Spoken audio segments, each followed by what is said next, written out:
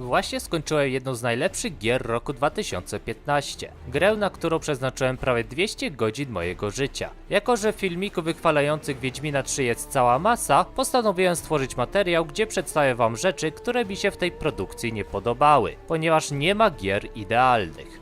No to zacznijmy. Szacunek! Przygotujcie się! To jest zdecydowanie jeden z najsłabszych elementów występujących w Wiedźminie. Wyścigi te są po prostu nudne, nie wymagają od grającego szczególnych umiejętności i w ogóle nie zapadają w pamięć. Gra nie ucierpiałaby, gdyby ich po prostu nie było. Jedyny plus tych wyścigów to lecąca w tle muzyka.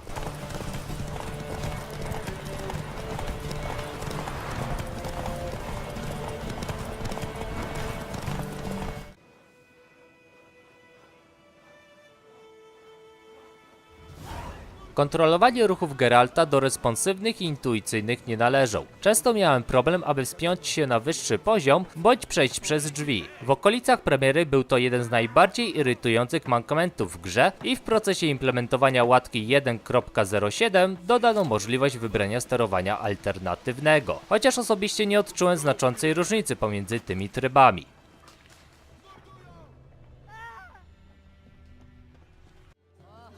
Ten to taki piękny, że ma pewnie problem z samogwałtem.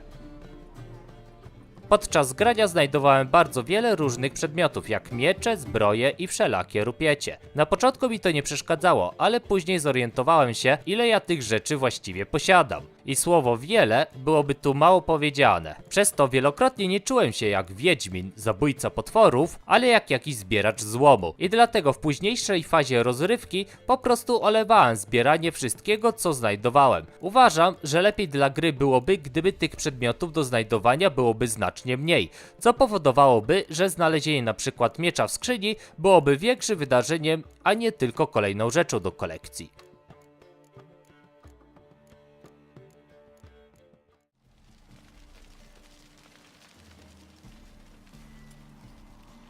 Na początku szybkie sprostowanie. Sama walka w Wiedźminie przynosiła mi sporo zabawy, ale są dwie rzeczy, na które chciałem zwrócić uwagę. Pierwsze to brak możliwości wykonywania skoków podczas walki, przez co gdy przeciwnik znajdował się po drugiej stronie np. płotu, to nie mogłem po prostu je przeskoczyć, tylko musiałem je obejść. Albo gdy robiąc unik utknąłem w rogu, z którego bez większego problemu uciekłbym, gdybym mógł wykonać skok. Widocznie Wiedźminom adrenalina tak uderza do głowy, że zapominają o skokach. Druga rzecz to po kilkudziesięciu godzinach grania zauważyłem, że prawie że z każdym przeciwnikiem walczę tak samo, a mianowicie seria ataków mieczem, unik i ponownie seria ciosów i ponownie unik. Jeśli ktoś opanuje ten manewr do perfekcji, to praktycznie może pokonać każdego przeciwnika, nawet jeśli ma się postać na niskim poziomie. Brakowało mi zdecydowanie większej różnorodności, gdzie wróg wymagałby ode mnie całkowicie zmiany stylu walki, a takich wrogów w Wiedźminie jest bardzo mało.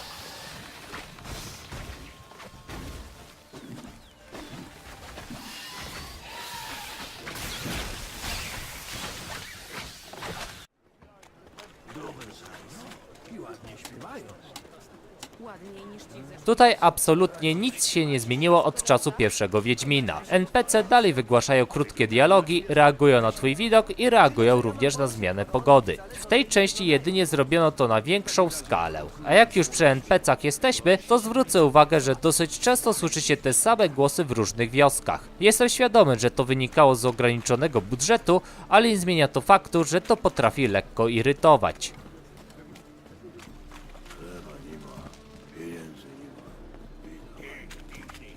Co trzeba zrobić, żeby taką bladą mordę mieć?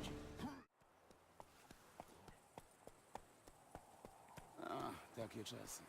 Pomimo tylu wydanych łatek, wciąż można trafić na błędy w grze, które w większości przypadków śmieszą niż irytują, ale potrafią skutecznie wyrywać cię z imersji. Ponadto gra raz mi nie zaliczyło zadania, z którego jestem na 99% pewny, że wykonałem poprawnie. Dla ciekawości powiem, że grałem w wersji na pecety i w ciągu tych niecałych 200 godzin zabawy 2 bądź 3 razy gra mi się tak porządnie zawiesiła, przez co musiałem w pełni resetować komputer. Ale jak możecie wywnioskować, takie przypadki są bardzo sporadyczne, a dzięki systemowi autozapisu nie straciłem zbyt wiele.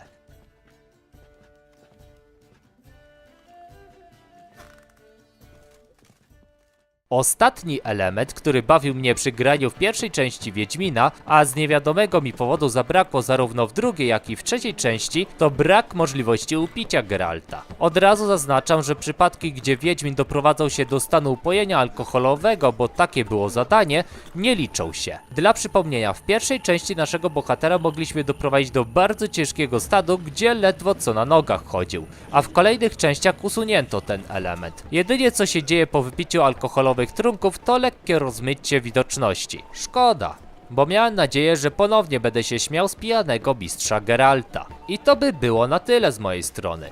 Jeszcze raz podkreślam, że Wiedźmin 3 to świetna gra, nie idealna, bo według mnie nie ma gier idealnych.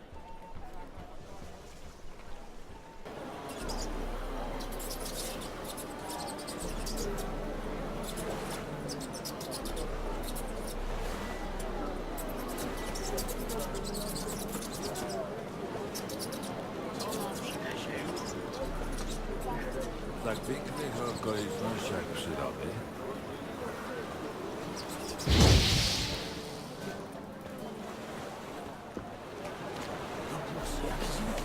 Na cyce południcy większość wychłania wiedzenie.